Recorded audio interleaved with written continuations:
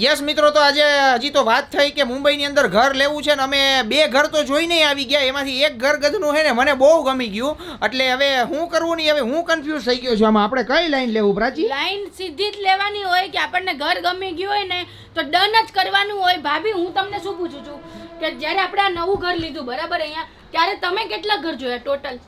અમે 5 થી 6 ઘણા ઘર જોયા, ઘણી બિલ્ડિંગમાં અમે ઘણા ઘર જોયા છે, પણ અમને છેલ્લે આ ફાઇનલ ગમી ગયું. ફાઇનલ ગમી ફાઇનલ ગયું. ગમી ગયું તમે ડન કરી લીધું હતું કે પછી પાછા બીજા 10 જોવા ગયા? પણ ડન કર્યા પછી જોવાનું કઈ હોય જ નહીં. પછી આમાં ડન કરીને પછી હું જોવું? પણ મેં પ્રાચી અહીંયા જે આપણને જે ઘર ગમ્યું જ ને મિત્રો, અહીંયા જે મને ઘર ગમ્યું ને એ મિનિમમ પોણા 2 કરોડ એટલે બધુંય કરો ને એટલે 2 કરોડમાં થાય છે. એટલે મુંબઈના ભાવ તો આમ જો ફાડી નાખે. 2 કરોડનું ઘર કરવું એટલે પ્રણવભાઈ આ શું થયું? પણ થયું શું? થયું નહીં, પણ આજે આપણને ઘર ગમ્યું છે એનો 2 કરોડનો ભાવ છે.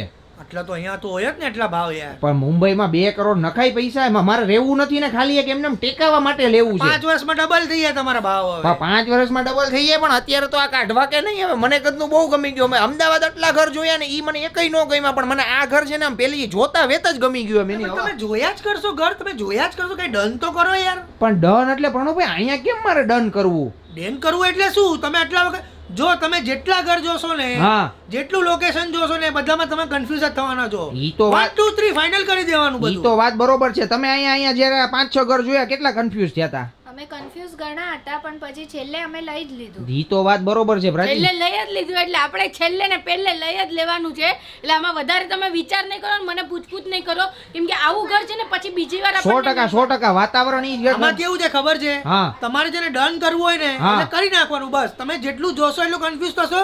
અને હજી એક વસ્તુ તમને કહી દઉં, હા. તમે જે ભાવની વાત કરો છો ને અત્યારના ભાવ અત્યારે બોમ્બેમાં એટલા ચાલે જ છે ભાવ. પણ 2 કરોડ પ્રણવભાઈ 2 BHK 2.5 BHK ના 2 કરોડ એટલે એટલા ચાલે જ છે મુંબઈમાં, ભાવ જ છે એટલા.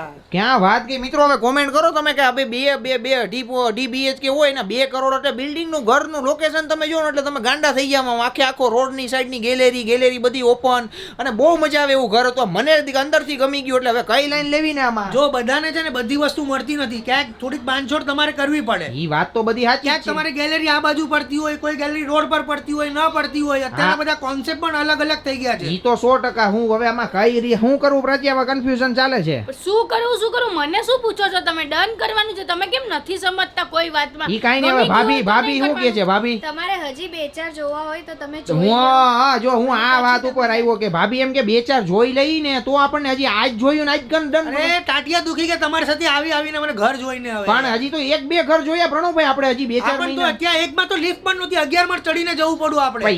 ઈ તો જે બિલ્ડિંગ બનતું હોય એમાં જોવા જાય તો એમાં જ હોય ને. હવે આપણે તમે એવી વાત કરો તો યાર તમે ડન કરી નાખો યાર, હવે બસ થઈ ગયું હવે. પણ એમ નહીં, હું શું કહું છું, હજી આપણે ભલે ને 1-2 દિવસનો ટાઈમ લઈએ. 1-2 દિવસનો જોઈએ તો આપણે રેડી છે ને, એની જગ્યાએ આપણે એવું કરવું છે કે જ્યાં બનતું હોય ત્યાં જોઈ આવીએ. આપણે ગમે ત્યાં જોવા જાય, પણ હું મારા હિસાબે આપણે હે ને થોડુંક સસ્તામાં લઈએ અને થોડુંક આનાથી સારું લોકેશન કદાચ મળી જાય. તમારું શું કેવું છે એ બાબતે કોમેન્ટ કરજો જી ને. અને 2 કરોડ રૂપિયા મુંબઈમાં નખાઈ કે નહીં ઈ કોમેન્ટ કરજો. પણ એમ નથી, મારી વાત જો સાંભળો તમે. આમાં જો 2 વસ્તુ થાય, કાં તો તમે અંડર કન્સ્ટ્રક્શન માં લો, કાં તમે કમ્પ્લીટ કન્સ્ટ્રક્શન થઈ જાય પછી લો. અંડર કન્સ્ટ્રક્શન માં ભાવ થોડા ઓછા હોય. હા બરોબર. અને કમ્પ્લીટ કન્સ્ટ્રક્શન થઈ ગયું હોય ને તો ભાવ તમારે વધારે આપવા પડે. પણ આપણે અંડર માં લઈએ તો હાલે એવું છે. અંડર માં રહીએ તો એમાં એક રિસ્ક છે. ઘણી વખત એવું બને છે કે BMC ના રેગ્યુલેશન ચેન્જ થઈ ગયા હોય, ગવર્મેન્ટ કાયદા ચેન્જ થઈ ગયા હોય, તો ઘણીવાર બિલ્ડિંગ બનવાનું અટકી જાય. ઈ તો બધું હવે આમાં જોવું પડે. રેડી છે તો પણ તમે એમ કહો કે ઓછા પૈસામાં રેડી મારે લેવું છે તો પછી એરિયા સારા ન મળે. જોઈએ ભાઈ. અત્યારે મને પછી બસ તમે રેડી પોઝિશન માં લો. મારી એવી તમને ભલામણ છે. ભલે હાલો ગોઠવીએ, કારણ કે બધા હવે બોલ આમ બધું ઓલું થઈ જાય ને એટલે મારું મગજ બેર મારી ગયું છે. હવે આ સવારથી નક્કી થયું ઘર જોઈ આવ્યા અને આ બધું અચાનકમાં ભયાનક થઈ ગયું. આમાં લાઈન કઈ લેવી ઈ નથી સમજાતી.